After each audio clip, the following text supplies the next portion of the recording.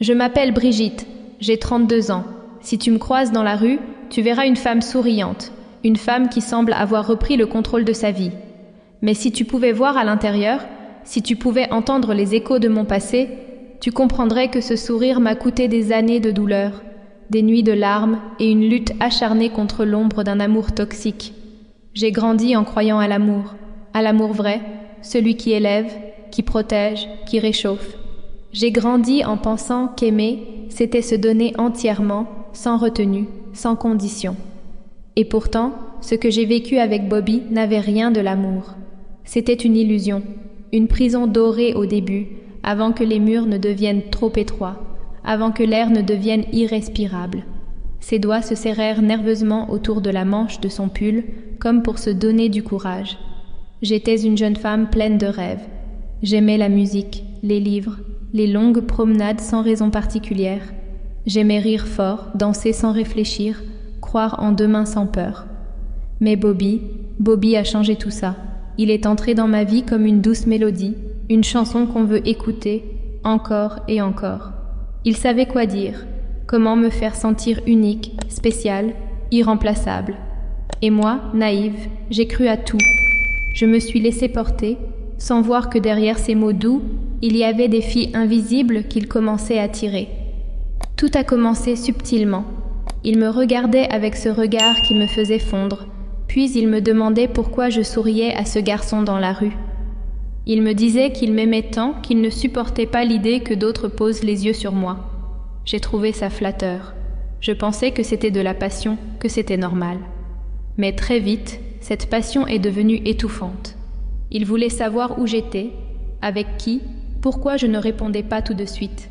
Il disait que c'était pour mon bien, pour nous protéger, et moi, aveuglée, j'ai accepté ces petites concessions, sans comprendre que je cédais mon pouvoir, morceau par morceau. Les critiques ont suivi, subtiles au début, puis de plus en plus directes. Pourquoi tu mets cette robe? C'est trop court. Pourquoi tu parles autant? Ça fatigue. Pourquoi tu passes du temps avec tes amis? Tu ne m'aimes pas assez? Il avait une façon de tout tourner pour que je me sente coupable, pour que je change sans même qu'il ait à me l'ordonner. Et moi, je voulais tellement que ça marche. Je voulais prouver que j'étais assez bien pour lui, que je méritais son amour. J'ai commencé à m'éloigner de tout, à me plier à ses attentes. Je n'étais plus Brigitte, j'étais juste sa Brigitte, une version de moi qu'il façonnait à sa convenance. Elle passa une main sur son visage, comme pour chasser le poids du passé. Les disputes ont commencé. Pas de cris au début, juste des silences pesants, des regards froids qui me faisaient sentir minable. Puis sont venus les mots blessants, les humiliations déguisées en blagues. T'es trop sensible, Brigitte. T'as toujours besoin d'attention. T'es incapable de rien toute seule. Et à force de l'entendre, j'ai fini par y croire. J'ai cru que sans lui, je n'étais rien. J'ai cru que l'amour, c'était ça. Souffrir, attendre, espérer qu'un jour il redevienne l'homme du début. Je me suis perdue dans cette relation. J'étais là, mais ce n'était plus moi. J'évitais les miroirs parce que je ne reconnaissais plus la femme qui s'y reflétait. J'étais fatiguée, vidée, sans force. Mes amis, je ne les voyais plus. Ma famille, je leur mentais, je disais que tout allait bien. Mais au fond, je savais que j'étais en train de sombrer. Et pourtant, je restais, parce que j'avais peur, parce qu'il m'avait convaincue que sans lui, je ne valais rien. Mais tu sais quoi? Un jour j'ai ouvert les yeux.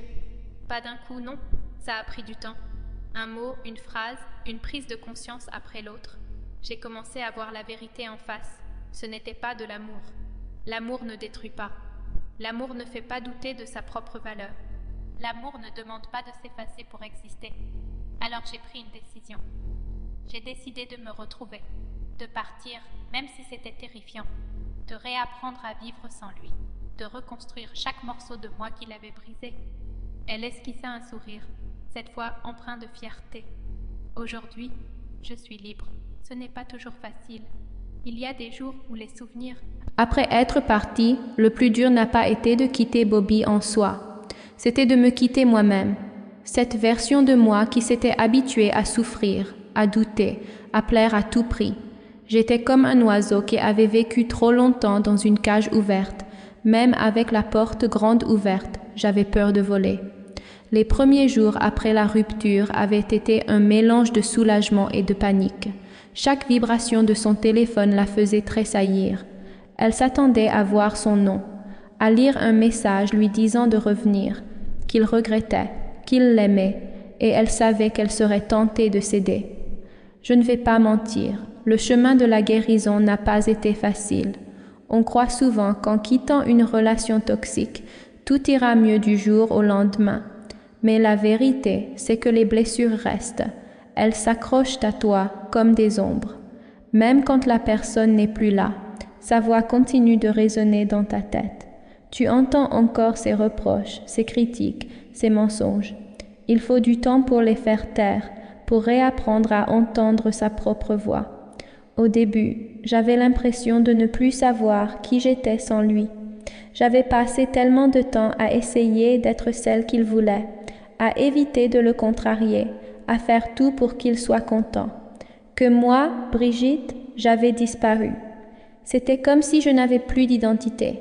Qui étais-je maintenant que je n'étais plus la copine de Bobby? Les jours suivants, sa séparation furent un mélange d'émotions contradictoires. Elle se sentait à la fois soulagée et vide. Elle pleurait sans raison, se réveillait au milieu de la nuit, avec cette peur sourde de la voir encore à côté d'elle. Je me réveillais en sursaut, le cœur battant, persuadée qu'il était là. J'avais peur de recevoir un message, mais j'avais encore plus peur qu'il ne m'écrive pas du tout. J'étais dans cet état bizarre où tu veux que la personne te rattrape, mais tu sais que si elle le fait, tu risques de replonger. Elle avait dû couper tout contact, bloquer son numéro, supprimer leurs photos, effacer les souvenirs. Mais ce qui était le plus difficile à effacer, c'étaient les blessures invisibles, celles qu'il lui avait laissées au plus profond d'elle. Bobby ne m'a pas seulement brisée, il m'a fait douter de ma propre valeur. Il avait un talent pour me faire croire que tout était de ma faute.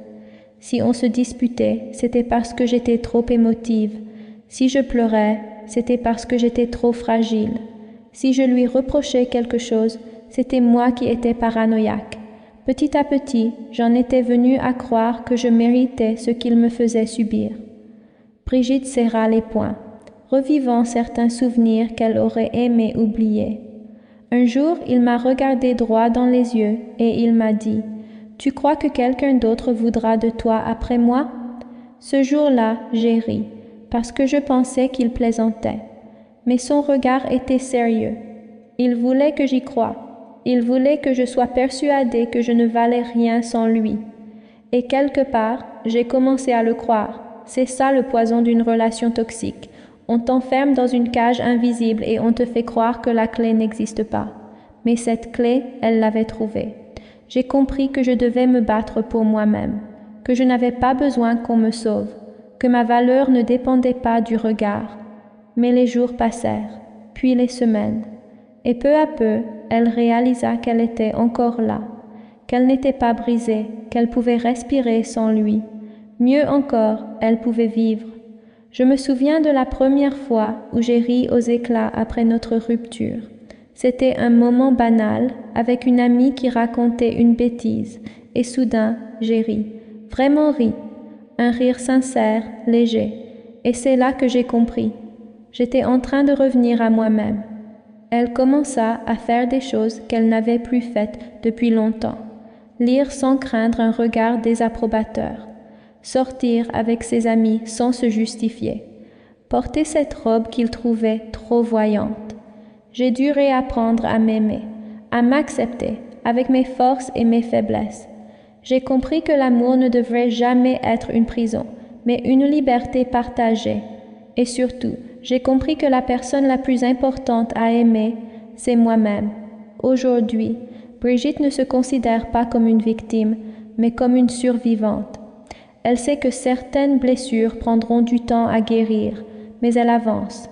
Chaque jour est une nouvelle chance de se reconstruire, de se réinventer et surtout de ne plus jamais laisser quelqu'un lui faire croire qu'elle ne vaut rien.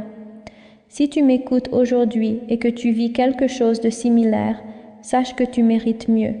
L'amour ne devrait jamais faire mal et surtout, tu es plus forte que tu ne le crois. ose briser tes chaînes, ose choisir ta liberté.